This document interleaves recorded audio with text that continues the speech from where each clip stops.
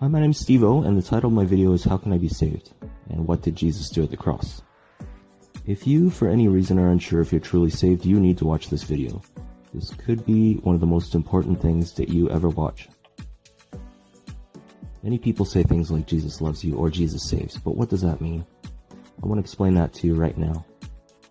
So I've put a piece of string on the screen. Imagine that this string represents time. Here at the start, this is the beginning of time. This knot is the time when Jesus died on the cross. Your life is somewhere here, and this represents the end of time. So in the beginning, God created human beings. Their relationship with Him was perfect. They were given every single thing in creation to enjoy, but God said, do not do one thing, or you will lose your perfect relationship with me. So imagine that humans have been created and they have absolute lack for anything. They have a perfect relationship with God, and God is righteous and He does not want to control us. It's the righteous thing to give humankind a choice to commune with God or the choice to reject Him, because God does not force us to love Him. So He basically says, you can have absolutely everything, but don't push the red button. Don't eat from the tree of the knowledge of good and evil. If you push the red button, you effectively choose to reject me. So what do? They push the red button. Instantly, man is separated from God. They have now lost their perfect relationship with Him, and God Himself gave Him Himself on a silver platter, and they screwed it up. Man and God are no longer together. So this is love. Despite man rejecting God, He gives them another chance. He says, okay, you've rejected me, but I'm now going to give you every tool that you need to come back to me. He now gives them laws and rules and regulations. So if we can fulfill them, we can have our relationship with God back.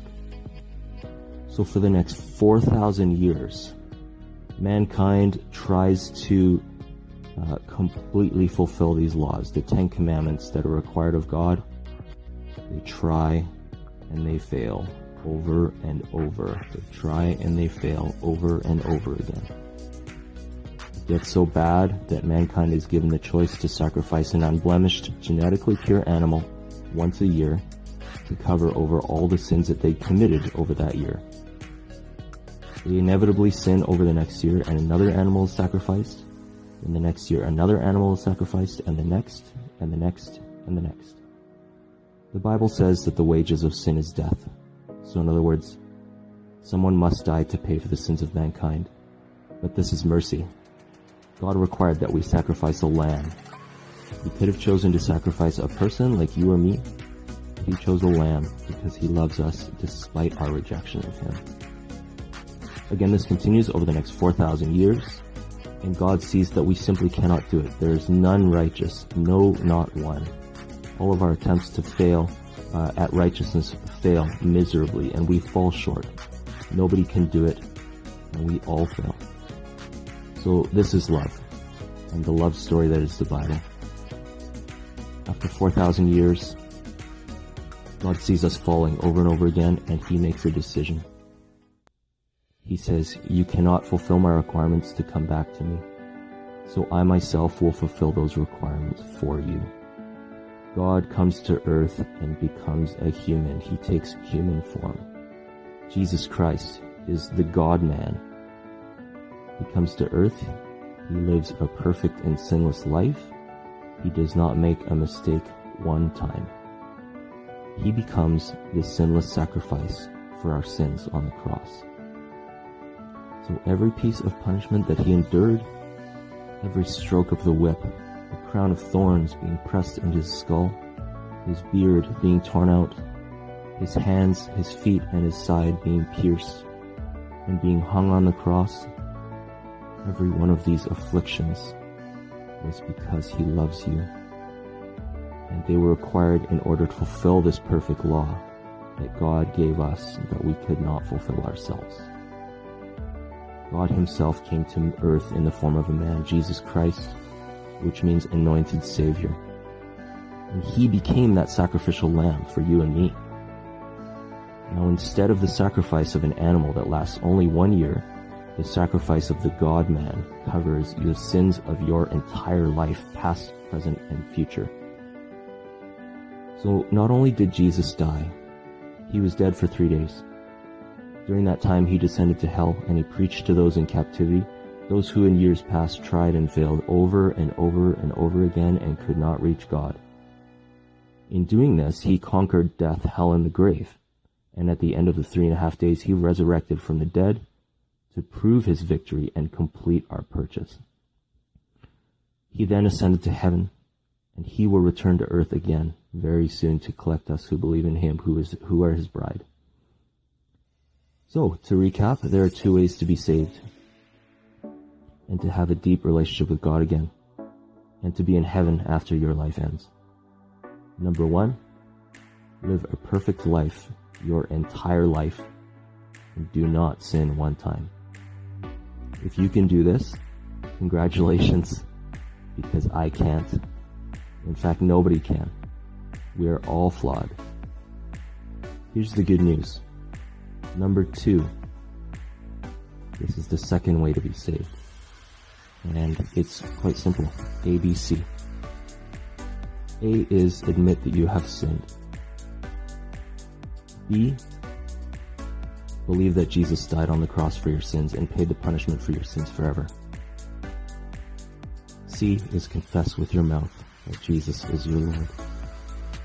Looking at Jesus' sacrifice, anyone will realize that it is a bad deal to God. He takes all of your sin in exchange for all of his righteousness. But that's love. Anyone who's in love will do crazy things that don't make sense. That's why the Bible says God is love. This is grace, blessings and favor that we don't even come close to deserving.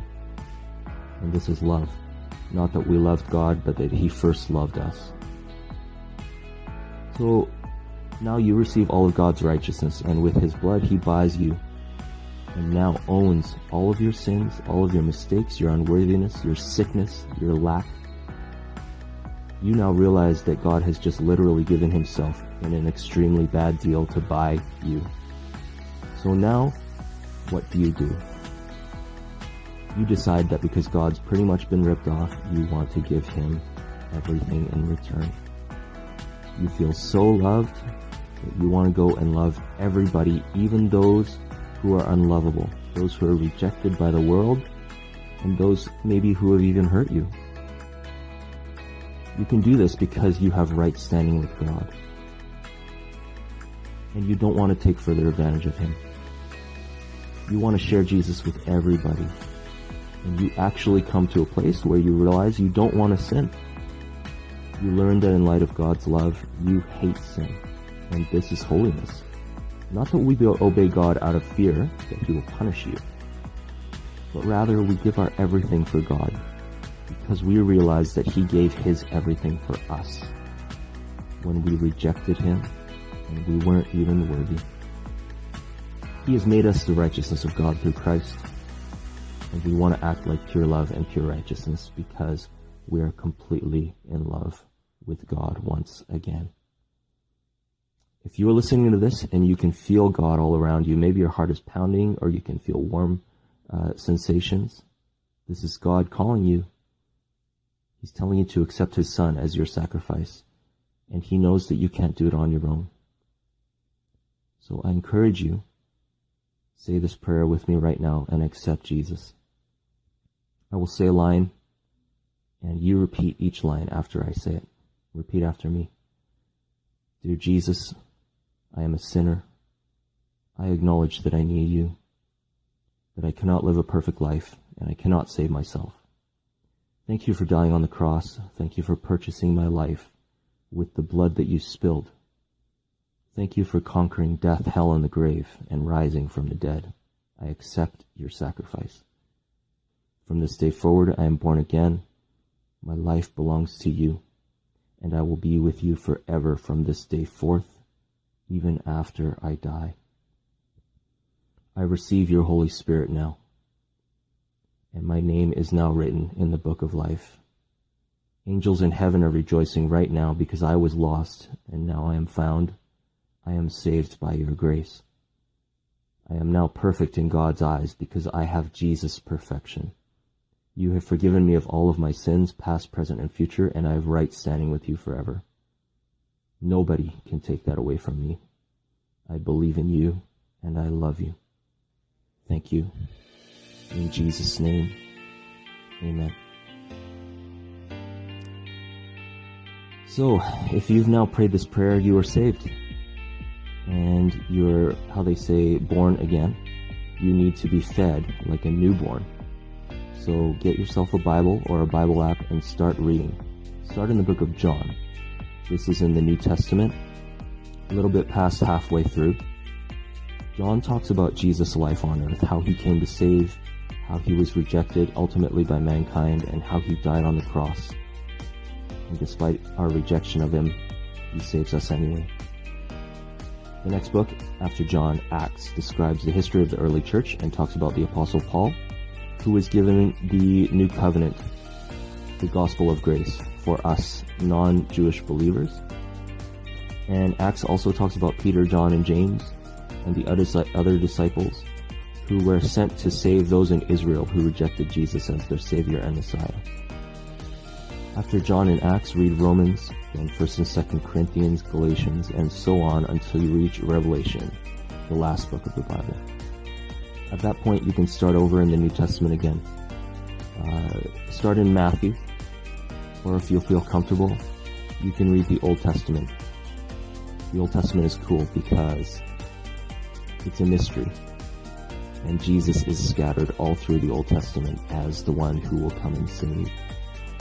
I read the Old Testament so I can look for Jesus, and it is literally mind-blowing. So the Bible starts with the Old Testament, and the story of the beginning, followed by all of the in-depth laws God gave man, and the continual failures of man to keep these laws and to be perfect. So Jesus said that men's hearts are like soil. There's good soil that accepts a seed and waters it with the water of the Word of God, which is the Bible. There is rocky soil that cannot accept the seed. There is seed that is stolen by the birds of the air, which represents those who hear the Word of God, but the cares of this world and the devil try to steal from them. Those seeds are choked up by weeds or stolen by birds of the air. So the key for you now that you've accepted Jesus, is allow the seed that you've received today to grow. How do you water and grow a plant? It's through pure water and exposure to the sun. In other words, keep Jesus the sun and let him shine all over you, and water yourself with the Word by reading the Bible at least once a day. I recommend in the morning before your day or at nighttime before bed. As you read the Bible, you will find that you will grow an understanding of who Jesus is. You will find that you develop spiritual gifts like prophecy, gifts of healing, evangelism, or words of knowledge. You will start to have dreams and visions of God and Jesus, and you will learn to hear his voice, and he will speak to you throughout the day or at night while you're asleep. So, thanks for listening. What are you waiting for? Go and devour the Word of God. God bless you. Jesus loves you. And Jesus saves.